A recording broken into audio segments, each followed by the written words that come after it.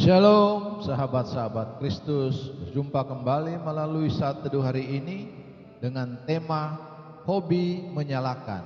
Kita akan merenungkan tema ini melalui bagian Alkitab yang terambil dari kitab 2 Samuel pasal 12 ayat 1 sampai 14 yang berbunyi demikian.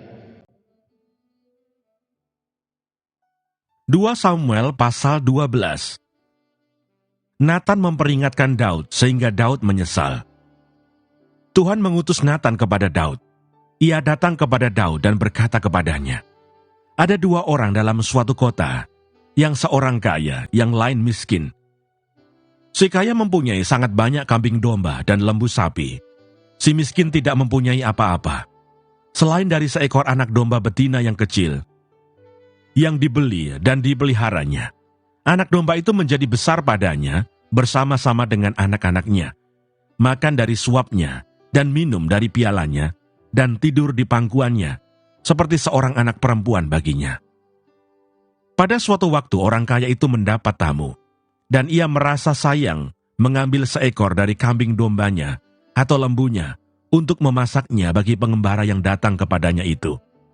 Jadi ia mengambil anak domba betina kepunyaan si miskin itu, dan memasaknya bagi orang yang datang kepadanya itu.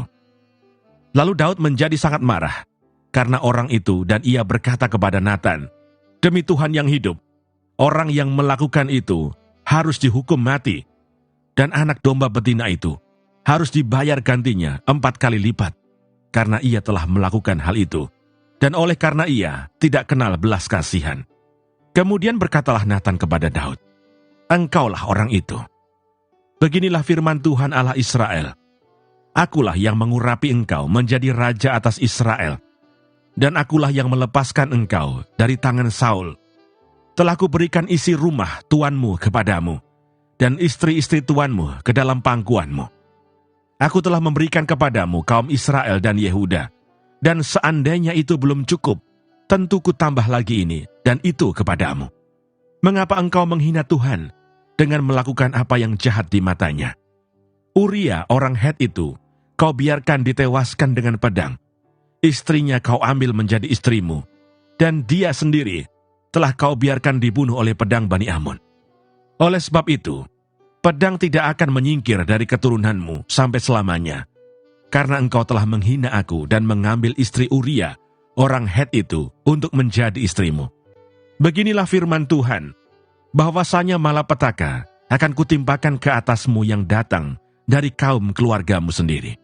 Aku akan mengambil istri-istrimu di depan matamu dan memberikannya kepada orang lain. Orang itu akan tidur dengan istri-istrimu di siang hari, sebab engkau telah melakukannya secara tersembunyi. Tetapi aku akan melakukan hal itu di depan seluruh Israel secara terang-terangan." Lalu berkatalah Daud kepada Natan, "Aku sudah berdosa kepada Tuhan." Dan Natan berkata kepada Daud, "Tuhan telah menjauhkan dosamu itu, engkau tidak akan mati. Walaupun demikian, karena engkau dengan perbuatan ini telah sangat menista Tuhan, pastilah anak yang lahir bagimu itu akan mati."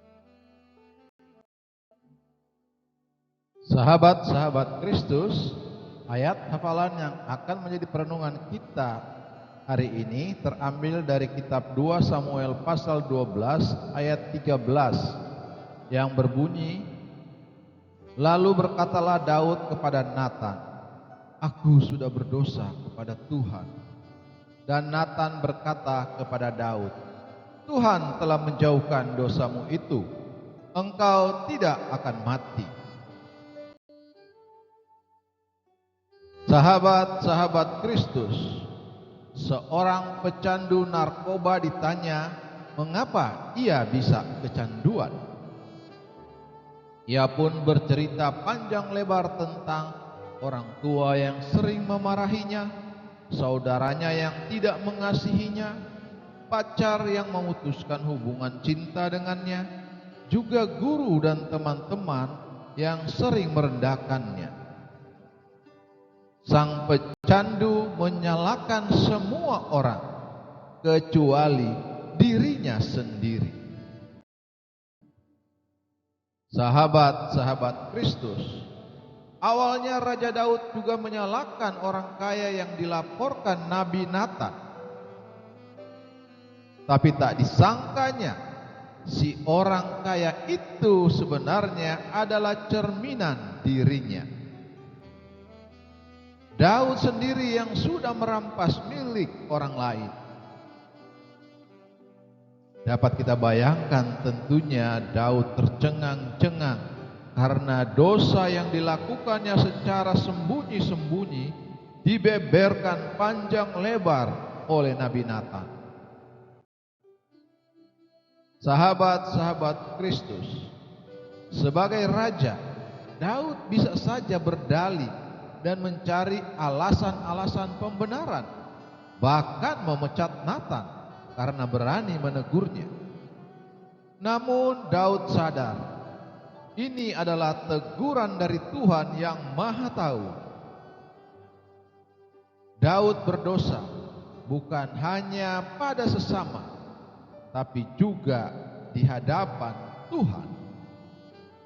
Kesadaran ini membuat Daud tak menuding orang lain atau situasi, meski Daud seorang raja besar.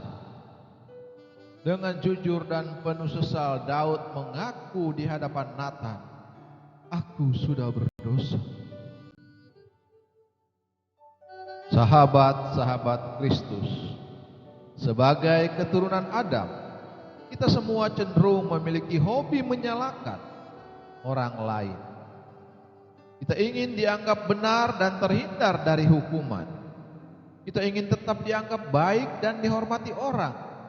Kita ingin terhindar dari rasa malu dan tuntutan Tuhan yang Maha Tahu. Sahabat-sahabat Kristus, patutlah kita belajar untuk mengakui dosa sebagaimana yang Daud lakukan. Pengakuan dan penyesalan yang sungguh-sungguh merupakan bagian dari pertobatan dan perubahan hidup. Tuhan yang setia dan adil menghargai pengakuan yang jujur di hadapannya. Sahabat-sahabat Kristus, Tuhan menghargai penyesalan dari hati yang hancur. Dia mengampuni dosa-dosa yang diakui dengan jujur. Terpujilah Kristus, haleluya. Tuhan berkati dan menyertai kita semua. Amin.